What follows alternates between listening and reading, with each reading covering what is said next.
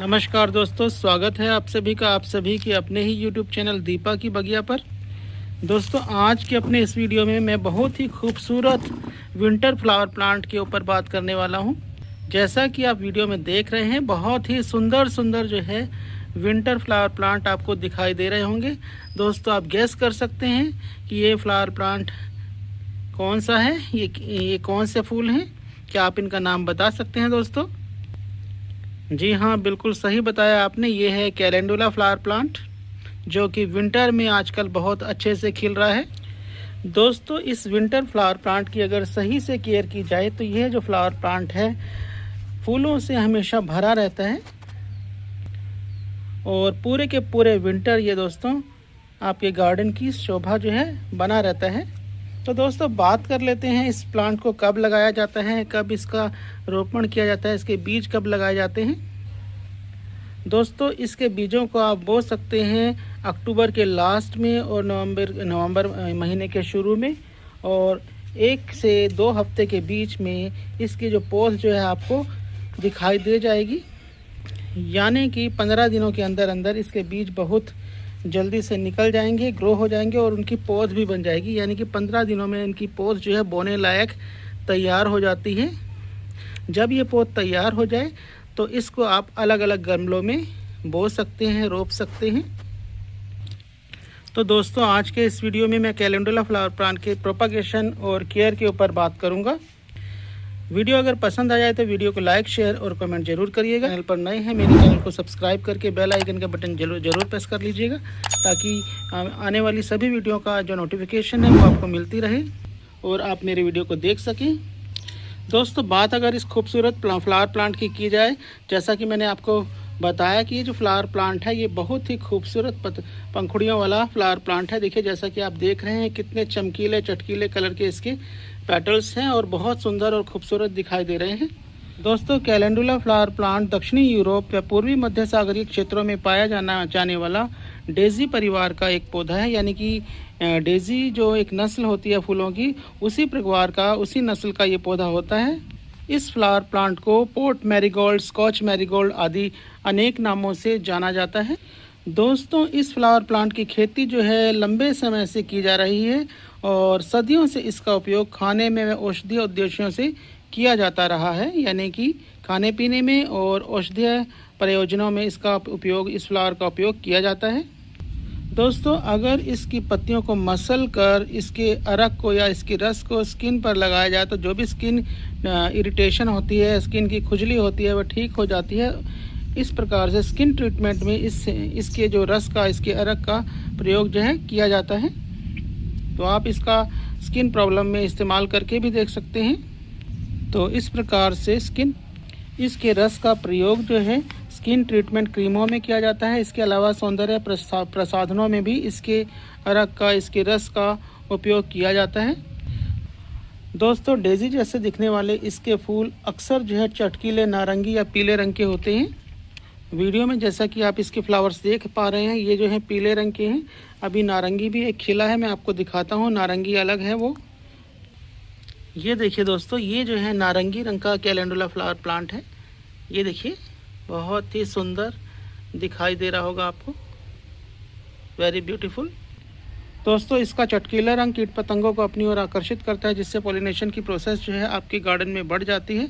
इस तरह से अगर आप सब्जियां वगैरह उगाते हैं या अन्य चीज़ें, फल इत्यादि उगाते हैं, तो पॉलिनेशन की प्रोसेस बढ़ने से आपके गार्डन में बहुत सारी हार्वेस्टिंग भी होती है। दोस्तों, एक बात और, जैसा कि आप देख रहे हैं, ये इसके सुंदर सुंदर जो फ्लावर्स जो हैं खिले हुए हैं, बहुत ही कोमल है टच करने में। जब ये फ्लावर जो है स्पेंट हो जाते हैं तो इस तरह से बीजों का निर्माण दोस्तों इसमें होता है। जैसा कि आप देख रहे हैं, ये जो है बीज हैं, स्पेंट हो गए हैं फ्लावर, इसमें बीजों का निर्माण हो रहा है। और जब ये बीज जो हैं पक जाएंगे, पौधे पर ही पक जाएंगे और ये जो है ब्राउन कलर के हो जाएंगे, बिल्कुल ब्राउन कलर के हो जाएंगे, तभी इनको अपने बीजों को इस पेड़ पर से उतार कर सेव कर लेना है, अपने पास रख लेना है अगले साल बोने के लिए। ये जो आप फ्लावर प्लांट देख रहे हैं दोस्तों, अभी मैं और भी दिखाऊंगा। अलग अलग गमलों में मेरे पास ये कैलेंडुला के फ्लावर प्लांट लगे हुए हैं। तो ये जो फ्लावर प्लांट हैं सारे के सारे मेरे पिछले साल के बीजों के द्वारा ही लगाए गए हैं। ऐसा कुछ मैंने प्लानिंग के साथ इसके बीजों को नहीं बोया था।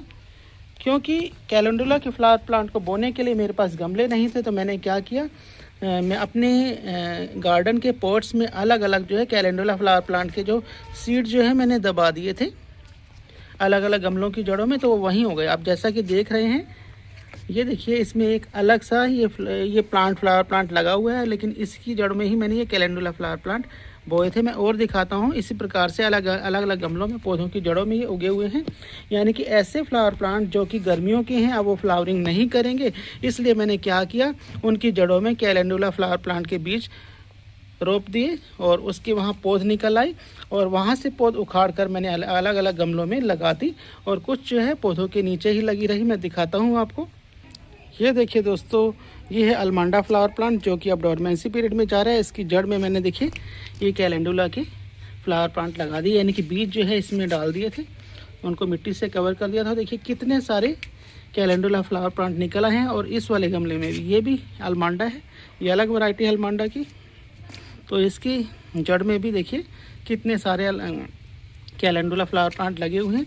इनका जो पत्तियों का आकार प्रकार होता है वो कुछ पालक के जैसा होता है, स्पाइनिक के जैसा, तो इसलिए बहुत सारे लोग इसको स्पाइनिक प्लांट भी कहते हैं, यानी कि पालक पत्ती फूल वाला पौधा भी कहा जाता है। ये देखिए ये भी लग रहे हैं बहुत सारे। और ये कनेर का प्लांट है दोस्तों, और इसकी जड़ में कैलेंडुला के प्लांट लगे हुए हैं। और यहाँ से मैंने कुछ फ्लावर प्लांट कैलेंडुला के सेपरेट करके उनके सैपलिंग को यहाँ से उखाड़ कर मैंने अलग गमलों में बोया था। मैं दिखाता हूँ। ये देखिए दोस्तों, ये मैं नए गमले कुछ लाया था, तो उनमें मैंने ये कैलेंडुला के फ्लावर प्लांट लगाए थे। और ये देखिए इधर भी ये कैलेंडुला के फ्लावर प्लांट इसके अंदर लगे हुए हैं। अभी इनमें फ्लावर्स नहीं आए हैं, जल्दी ही इनमें 10 दिन के अंदर इनमें फ्लावर्स बन जाएंगे। तो दोस्तों, आपके पास अगर स्पेस नहीं है, गमले नहीं है, तो आप भी डोरमेंसी पीरियड में गए हुए गमलों के नीचे जो है, मतलब उनकी जड़ों के पास आप सर्दियों के पौधे लगा सकते हैं, जैसा कि मैंने किया है। तो दोस्तों चलिए कर लेते हैं इस प्लांट की केयर और प्रोपागेशन के बारे में सभी बातचीतें, ज़रूरी बातें कि इस प्लांट को हम कैसे लगा सकते हैं, कैसे इसकी प्रॉपर देखभाल कर सकते हैं। सबसे पहले दोस्तों, इस प्लांट को लगाने के लिए, क्योंकि हम पॉट्स में गार्डनिंग करते हैं, तो पॉट्स में इस प्लांट्स को लगाने के लिए अच्छी जल निकासी वाली मिट्टी चाहिए होती है, जिसको हम वेल ड्रेन्ड सॉयल बोलते हैं। वेल ड्रेन्ड सॉयल बनाने के लिए दोस्तों एक पार्ट जो है गार्डन सॉयल लेनी है आपने, एक पार्ट जो है रेत लेना है, एक पार्ट कोकोपीट लेनी है, एक पार्ट काउडंग कंपोस्ट या वर्मी कंपोस्ट आपके द्वारा लिया जाना चाहिए। आधा या पौना चम्मच आपको लेना है फंगीसाइड पाउडर, ताकि फंगस इत्यादि की समस्या इसकी मिट्टी में ना पनप पाए और आपके जो फ्लावर प्लांट है वो बहुत अच्छे से चल पाएँ। तो इस तरह से मिक्स करके इन सभी को आप एक बहुत ही अच्छी वेल ड्रेन्ड सॉइल तैयार कर सकते हैं। वेल ड्रेन्ड सॉइल का जो मेन मकसद होता है वह यही होता है कि पानी जो है वाटर लॉगिंग की समस्या ना बन पाए इसकी जड़ों में, और पानी खड़ा ना रहे, जिसको हम कह सकते हैं सरल भाषा में, और इसकी जड़ें जो हैं गले ना और सुरक्षित रहें और पौधे अच्छे से चलें। दोस्तों ये जो फ्लावर प्लांट है पूरी तरह से सनलाइट का पौधा है। आप इसको जो है बिल्कुल भी शेडी एरिया में ना रखें। कुछ समय तो आप इसको शेडी एरिया में रख सकते हैं, लेकिन कुछ समय इसको धूप चाहिए ही चाहिए होती है। वैसे भी दोस्तों जो फूलों वाले पौधे होते हैं बिना धूप के वो फूल नहीं प्रदान करते हैं, तो उनको धूप चाहिए ही होती है। दोस्तों ये जो पौधा है वैसे तो ये फुल सनलाइट वाला पौधा है, लेकिन अगर आप इसको सेमी शेड में भी रख देते हैं फिर भी ये फ्लावरिंग कर देता है। लेकिन जो बहुत अच्छी फ्लावरिंग आप ये करेगा ये फुल सनलाइट के अंदर करेगा, तो इसको फुल सनलाइट में ही प्लेस करिएगा। दोस्तों इस फ्लावर प्लांट में मॉडरेट वाटरिंग चाहिए होती है, यानी कि बहुत ज़्यादा वाटरिंग भी नहीं करनी है, बहुत कम वाटरिंग भी नहीं करनी है, मध्यम प्रकार से वाटरिंग करनी है, ना बहुत ज़्यादा ना बहुत कम। इसकी जड़ों में थोड़ी बहुत सीलन बनी रहनी चाहिए, लेकिन बहुत ज़्यादा जल जमा नहीं होना चाहिए। अगर जल जमा होगा इसकी जड़ों में तो क्या होगा, इसकी जो जड़ें हैं वो गल जाएंगी और पौधा स्पेंट हो जाएगा, ख़राब हो जाएगा। दोस्तों अक्सर देखा गया है कि इसमें बहुत ज़्यादा बीमारियां तो नहीं आती हैं, लेकिन फिर भी इसमें कई बार जो छोटे छोटे से भुनगे जो होते हैं छोटे छोटे से, वो जो है इस पर कई बार लग जाते हैं। उसके लिए आपने इसमें नीम ऑयल का छिड़काव करना है। 1 लीटर पानी में 5 ml जो है नीम ऑयल मिलाकर इस पर छिड़क दीजिए, तो इसमें इसके जो पत्तों में अक्सर जो है छोटे छोटे से भुनगे लगते हैं वो नहीं लगेंगे। कारण इसका ये है कि इसके जो पत्ते बहुत मुलायम होते हैं, क्योंकि ये भुनगे वगैरह हैं जो हैं इनके पत्तों से, इनकी स्टेम से उनका रस चूसते हैं, तो इसलिए वो भुनगे इसमें लग जाते हैं। तो इसके लिए आप जैसा कि मैंने नीम ऑयल का ट्रीटमेंट बताया ये कर लीजिएगा, तो ये भुनगे नहीं लगेंगे और आपके जो पौधे हैं सुरक्षित रहेंगे और अच्छे से फ्लावरिंग कर पाएंगे।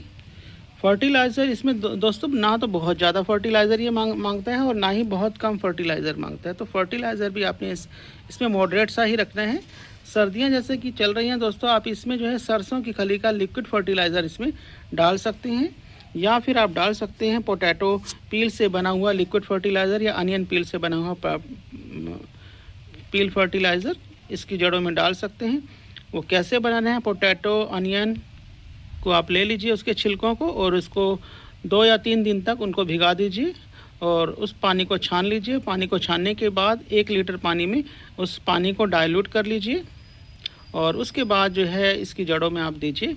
तो ये इसमें जो है बहुत अच्छे से फ्लावरिंग होगी और बहुत ही चटकदार बढ़िया से फ्लावर, मल्टी पेटल फ्लावर आपको देखने को मिलेंगे, बहुत सुंदर फ्लावर्स। दोस्तों अब बात कर लेते हैं प्रोपागेशन की। सबसे पहले तो आप इसको नर्सरी से लेकर आ सकते हैं, ठीक है दोस्तों। अगर आपके पास नहीं है तो नर्सरी से ला सकते हैं। और अब अगर आपके पास एक बार ये पौधा लग जाता है तो जैसा कि मैंने बताया, ये जो है सीड जो है इससे बनने लगते हैं। ये उतार देते हैं, ये देखिए कितने सारे सीड बन रहे हैं। और जब ये सीड ब्राउन हो जाए इनको तोड़कर आप अपने पास प्रिजर्व करके अगले साल के लिए रख सकते हैं। तो नेक्स्ट ईयर में आप इन बीजों के द्वारा भी इसको प्रोपागेट कर सकते हैं। दोस्तों जब बहुत ज़्यादा इस पर सीड जो है कलेक्ट हो जाए, सीड जो है बहुत सारे इस पर लग जाएं और बहुत सारे सीड्स को आप कलेक्ट कर लो अगले साल के लिए, तो आपको क्या करना है कि जब आपके पास पर्याप्त मात्रा में बीज हो जाएं तो उसके बाद जब बीज बनते हैं तब आपने इन बीजों को उतारते रहना है पौधे के ऊपर से। यानी कि आपको बीज नहीं चाहिए अगर, तो आपको उतारते रहना है। ये जो सीड पॉड है इनको उतारते रहना, यहाँ से कट कर दीजिए, क्योंकि जब सीड पॉड बनते हैं ना तो पौधा क्या करता है, अपनी सारी की सारी एनर्जी सीड्स को विकसित करने में लगा देता है, जिससे फूल नहीं बन पाते हैं। तो इसलिए ज़्यादा फूल चाहिए तो इनको साथ के साथ सीड पोड्स को उतारते रहें। अगर आपके पास पहले से ही बीज सेव हो चुके हैं तो सीड पोड्स को उतारते रहें, ताकि ज़्यादा से ज़्यादा ये फ्लावर प्लांट फ्लावरिंग कर सके। इस तरह से आप सीड पोड को प्रून करते रहेंगे तो ये ज़्यादा फ्लावरिंग कर पाएगा। दोस्तों अब बात कर लेते हैं रिपोर्टिंग। दोस्तों जैसा कि आप देख रहे हैं, ये जो फ्लावर प्लांट मैंने लगाए थे गमलों में, यानी कि बीज से मैंने इनको ग्रो किया था, तो बहुत सारे जो सैपलिंग्स जब आपके पास तैयार हो जाते हैं तो उनको आप रिपोर्ट कर सकते हैं, अलग अलग गमलों में लगा सकते हैं। इनकी जड़ें जो है बहुत ज़्यादा गहरी नहीं जाती हैं मिट्टी के अंदर, तो अगर आप इनको उथले पोट में लगाएंगे, कम गहरे पोट में भी लगाएंगे तब भी चलेगा और बहुत अच्छे से ये फ्लावर प्लांट जो है फ्लावरिंग करेंगे। तो बहुत ज़्यादा इसकी जड़ें गहरी नहीं होती हैं, तो अलग अलग पॉट्स में आप, कम गहरे पॉट्स में भी आप इसको लगा सकते हैं। अगर आपके पास छोटे पॉट्स हैं जो कि कम गहरे हैं उनमें भी लगा सकते हैं। तो आपको स्पेशल पॉट लाने की ज़रूरत नहीं है इन फ्लावर प्लांट के लिए, क्योंकि बहुत ज़्यादा गहरी नहीं जाती हैं इनकी जड़ें। तो दोस्तों इस प्रकार हमने इस प्लांट की कंप्लीट केयर के बारे में जाना, जिसमें हमने सॉइल, सनलाइट, वाटरिंग, बीमारी, fertiliser, reporting, propagation, pruning, cutting आदि सभी टॉपिक्स पर बात कर ली है। तो कैसी लगी आपको मेरे द्वारा दी गई ये जानकारी, कमेंट करके जरूर बताइएगा। तो मिलते हैं फिर किसी नए वीडियो और अपडेट के साथ, तब तक के लिए आज्ञा दीजिए। नमस्कार, हैप्पी गार्डनिंग दोस्तों।